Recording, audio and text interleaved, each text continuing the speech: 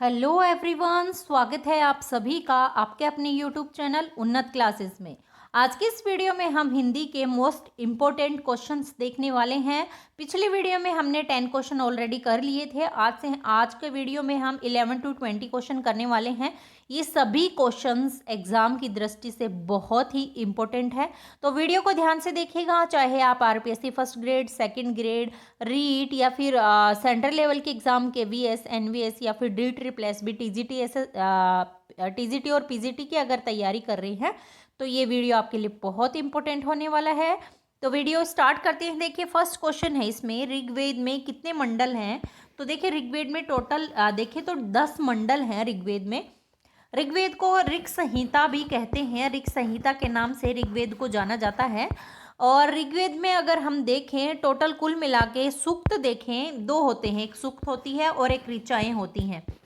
तो देखिए, सूक्त जो ऋग्वेद में सूक्त हैं, टोटल सूक्त का मतलब होता है मंत्र। तो मंत्र कितने हैं? टोटल मंत्र देखें तो 1028 टोटल मंत्र हैं ऋग्वेद में, यानी सूक्त हैं। और 10,580 टोटल ऋचाएं हैं किसमें? ऋग्वेद में।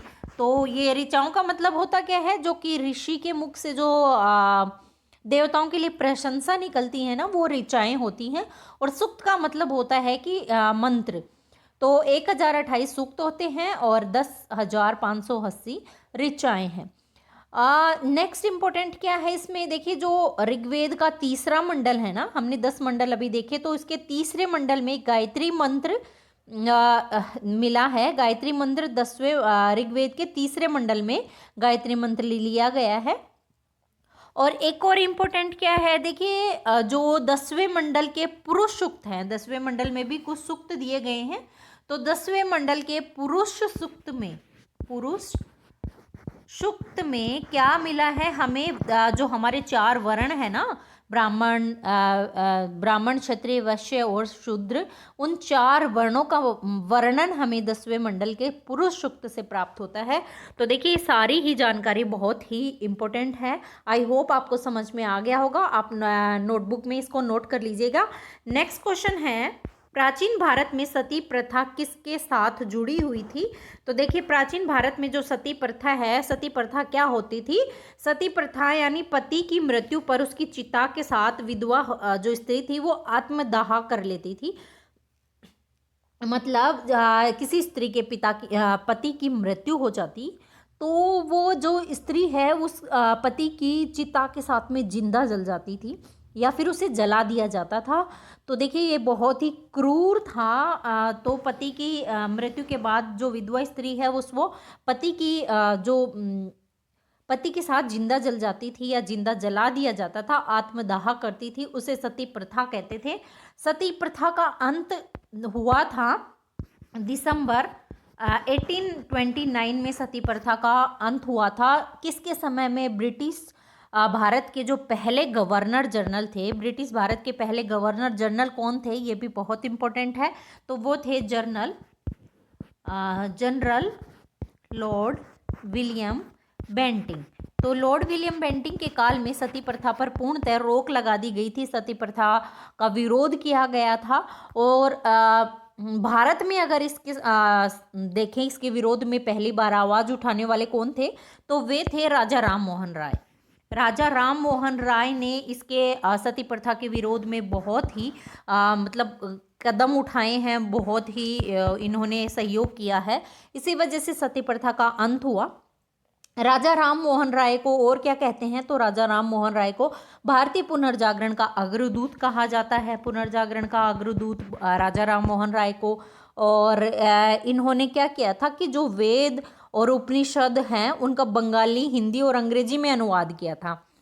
किसने? राजा राम मोहन राय ने। इनकी एक प्रसिद्ध जो पत्रिका है, आप सभी को ये पता होगा, ये काफ़ी बार एग्जाम में पूछा गया क्वेश्चन है कि राजा राम मोहन राय की पत्रिका का नाम, तो संवाद कौमुदी, संवाद कौमुदी इनकी प्रसिद्ध पत्रिका है कौमुदी, जिसके अंदर इन्होंने क्या किया था कि सती प्रथा के विरोध में इन्होंने लेख लिखा और लड़कियां जो लड़कियां हैं उनकी शिक्षा पर इन्होंने बहुत जोर दिया था।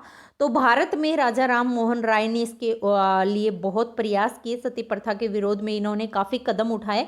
और ब्रिटिश भारत के जो पहले गवर्नर जनरल थे लॉर्ड विलियम बेंटिंग, उस समय में दिसंबर 1829 में सती प्रथा पर पूर्णतः रोक लगा दी गई थी। तो देखिए ये सती प्रथा का है, क्योंकि ये बहुत ही क्रूर हिंसक मतलब ये कहें तो एक प्रथा थी, बहुत ही घटिया, लेकिन इसके ऊपर रोक लगा दी गई। अभी ये इसका बिल्कुल भी कहीं भी प्रचलन नहीं है।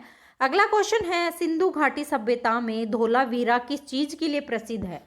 तो देखिए धोलावीरा पहले तो पड़ती कहाँ पे है? धोलावीरा गुजरात में पड़ती है, गुजरात के कच्छ जिले में धोलावीरा स्थित है। धोलावीरा जो हड़प्पा सभ्यता सिंधु घाटी सभ्यता का बहुत ही सुंदर शहर है। कौन? धोलावीरा बहुत ही सुंदर शहरों में शामिल है धोलावीरा। धोलावीरा किस लिए प्रसिद्ध है? क्योंकि यहाँ पे विशाल जलाशय मिला है, बहुत ही बड़ा स्विमिंग पूल कहें तो जलाशय मिला है यहाँ पर। जल का स्रोत जलाशय धोलावीरा से प्राप्त हुआ है। तो इसका राइट आंसर विशाल जलाशय होगा। अगला क्वेश्चन है, हड़प्पा सभ्यता के किस स्थल से नृत्य करती हुई लड़की की मूर्ति प्राप्त हुई है? तो देखिए नृत्य करती हुई जो लड़की की मूर्ति प्राप्त हुई है वो मोहनजोदाड़ो से प्राप्त हुई है। मोहनजोदाड़ो से ये कांस्य की मूर्ति थी, लड़की की जो मूर्ति है वो कांस्य की मूर्ति प्राप्त हुई है। कहाँ से? मोहनजोदाड़ो से। अगला क्वेश्चन है, महाजनपद काल में किस गणराज्य को लोकतांत्रिक राज्य माना जाता था? तो देखिए महाजनपद काल में जो वज्जी गणराज्य है उसे लोकतांत्रिक राज्य माना जाता था। जो महाजनपद काल में है उसको वैशाली को दुनिया का पहला गणराज्य माना जाता था। सबसे पहले तो ये कहाँ पर पड़ता है? तो देखिए ये बिहार के वज्जी महाजनपद की राजधानी रहा। कौन? वैशाली। तो लोकतांत्रिक राज्य माने तो वज्जी को, और वज्जी महाजनपद की राजधानी क्या था? तो वो था वैशाली। जो वैशाली क्या किस रूप में जानी जाती है? तो देखिए वैशाली है वो है महाजनपद काल के दुनिया का पहला गणराज्य माना जाता था। कौन? वैशाली। वज्जी महाजनपद की राजधानी कहाँ? बिहार में पड़ती है। अगला क्वेश्चन है, रामायण के रचयिता कौन थे? तो ये आप सभी को आता होगा। रामायण के रचयिता महर्षि वाल्मीकि रामायण के रचयिता है। वाल्मीकि रामायण के रचयिता। वाल्मीकि को और किस नाम से जानते हैं? तो आदि कवि के नाम से, आदि कवि के नाम से वाल्मीकि को जाना जाता है। इन्हें विश्व का पहला कवि होने का गौरव प्राप्त है वाल्मीकि जी को। तो इसका राइट आंसर होगा, यानी कि किस रामायण की रचना वाल्मीकि जी ने की थी। अगला क्वेश्चन है, गुप्त काल में कौन सी लिपि प्रचलित थी? तो देखिए गुप्त काल में सबसे ज़्यादा जो लिपि प्रचलित थी वो थी ब्राह्मी लिपि। ब्राह्मी लिपि गुप्त काल की प्रमुख लिपि थी। इस लिपि से आगे चलकर क्या हुआ था कि देवनागरी, गुरुमुखी, तिब्बतियन, बंगाली, असमिया, ये सभी जो लिपि हैं इससे ही इनका जन्म हुआ है। ब्राह्मी लिपि से ही ये सभी लिपियों का जन्म हुआ है। तो गुप्त काल में सबसे प्रसिद्ध, सबसे फेमस जो लिपि थी वो थी ब्राह्मी लिपि। नेक्स्ट क्वेश्चन है, हड़प्पा सभ्यता के किस स्थान पर बंदरगाह के अवशेष मिले हैं? तो देखिए हड़प्पा सभ्यता के जो लोथल स्थान है, लोथल पड़ता कहाँ है? तो ये गुजरात में ही स्थित है लोथल। यहाँ से बंदरगाह का अवशेष प्राप्त हुए हैं। यहाँ सबसे पुराना बंदरगाह मिला है।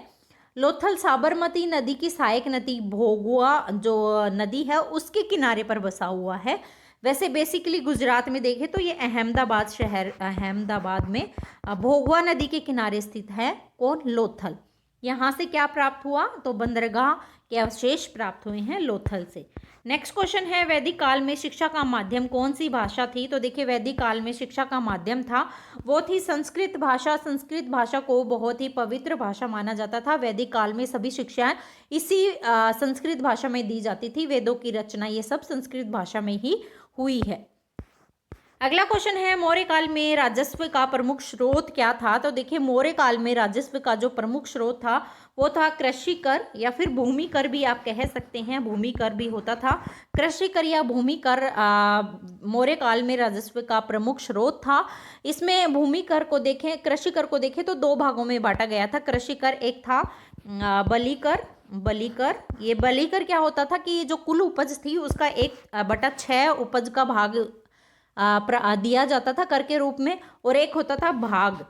तो भाग में क्या होता था, 1/4 उपज का जो हिस्सा है वो कर के रूप में दिया जाता था। तो कृषि कर है वो मौर्य काल में राजस्व का प्रमुख स्रोत था। तो ये थे हमारे आज के 10 क्वेश्चन। बहुत ही इंपॉर्टेंट है, हम धीरे धीरे लेके चलेंगे, एक दिन में ही बहुत सारी चीज़ों को नहीं लेंगे। तो आपने अभी तक चैनल को सब्सक्राइब नहीं किया है तो प्लीज़ चैनल को सब्सक्राइब कर लीजिएगा, वीडियो को लाइक और शेयर भी जरूर कीजिएगा, बेल आइकन को जरूर प्रेस कर लीजिएगा जिससे कि सबसे पहले नोटिफिकेशन आपको मिल सके। तो चैनल के साथ जुड़े रहिए और अपनी एग्ज़ाम की तैयारी ऐसे ही करते रहिए। तो मिलते हैं फिर नेक्स्ट वीडियो में। जय हिंद, जय भारत।